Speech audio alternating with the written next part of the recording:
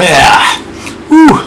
Welcome back to Hot Water Wrestling, and this is my Wrestlemania 26 review. I'm going to try to keep this short and sweet, as I'm sure all of you have watched plenty of Wrestlemania reviews. You're probably sick of it by now, so I'll just make this quick, but I promised it.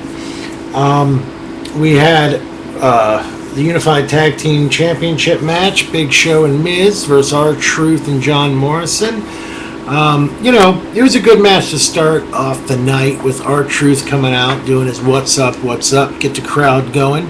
It's a pretty good match, but I expected them to retain, the Miz Show to retain, or Show Miz, or whatever you call them. I expected them to retain just because R-Truth and John Morrison, they're such an odd pairing, and they're both great individual wrestlers, so... But it was a fun match. Then we had a match I was looking forward to: Cody Rhodes, Ted DiBiase, and Randy Orton in a triple threat match. Or I suppose it was somewhat of a handicap match for a little while. But what happened is what I said would happen, that Rhodes and DiBiase would start to argue, and they would get distracted, and Orton would take advantage of them and win.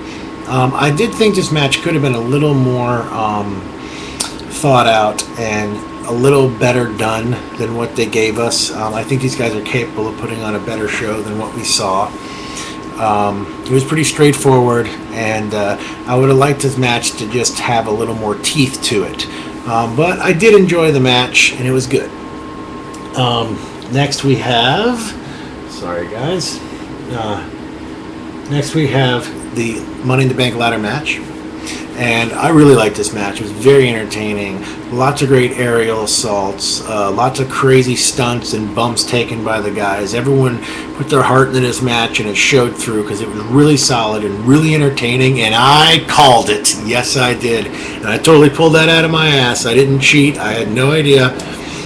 Jack Swagger won the Money in the Bank ladder match. And if you remember a few videos back, I kind of alluded to, like, Jack Swagger was filling the void of them not having Kurt Angle, and he was kind of taking the place of Kurt Angle. And what happened? Last night he showed up virtually in Kurt Angle's attire. So I was kind of shocked to see that, but it looks like they are going that route, that Jack Swagger is going to take the place of Kurt Angle. And then we had Triple H versus Sheamus. This match was better than I thought it was going to be. Sheamus did better than I thought he was going to do. It was a mat match, and I kind of expected that. I kind of expected the Triple H kind of, they wrestle and grovel, and then bam, action.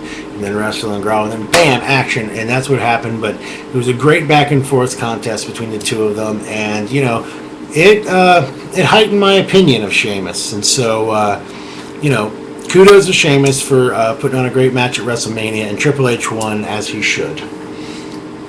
Then we had CM Punk versus Rey Mysterio. I knew this was going to be the crowd pleaser. I really didn't see Mysterio joining the Straight Edge Society, although it might have been interesting if he did. It probably would have been cooler, but I didn't see it happening, and it didn't, and maybe this feud will continue, but it was an okay match. Bret Hart versus Vince McMahon. As I said, guys, a lot of people are disappointed with this match, and in many ways I suppose you have the right to be, but please keep in mind that Bret Hart has had strokes.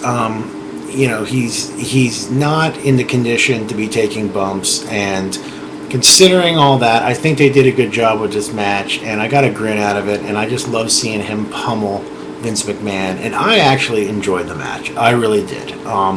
I would have been really worried for Bret had he been being slammed around. If he were to be slammed around, I kind of would have worried for him. So, it was okay. I would have loved for it to be a bloody, like crazy, 15, 20-minute match, but it's just not in the cards. I mean, the blood in the WWE these days isn't in the cards, and it's just not in the cards for Bret to wrestle at the level he used to.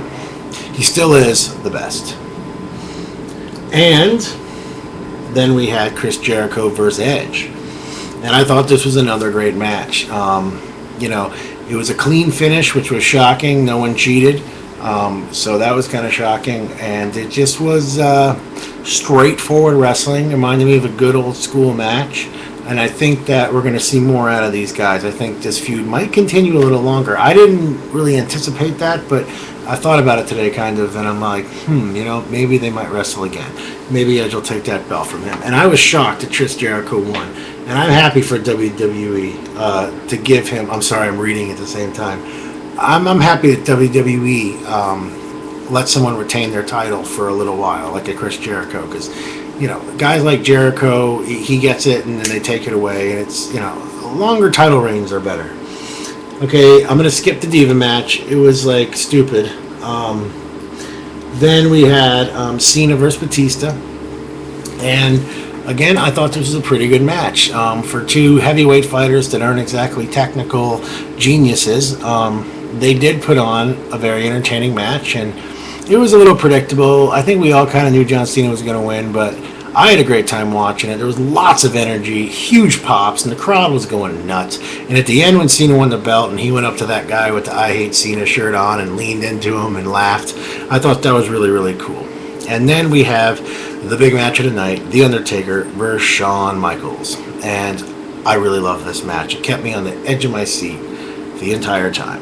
I can't wait to go back and watch it because I was so enamored by the match that it's kind of blurry to me because I was just so excited and on the edge of my seat. I really want to go back and watch it again and see all the spots and watch them all carefully before I compare it to last year's match. I will say that both those matches, parts 1 and 2, are phenomenal. Some of the best wrestling we've all seen by two of the greatest performers to ever live. And that concludes my WrestleMania 26 review, and I'll see you next time on Hot Water Wrestling.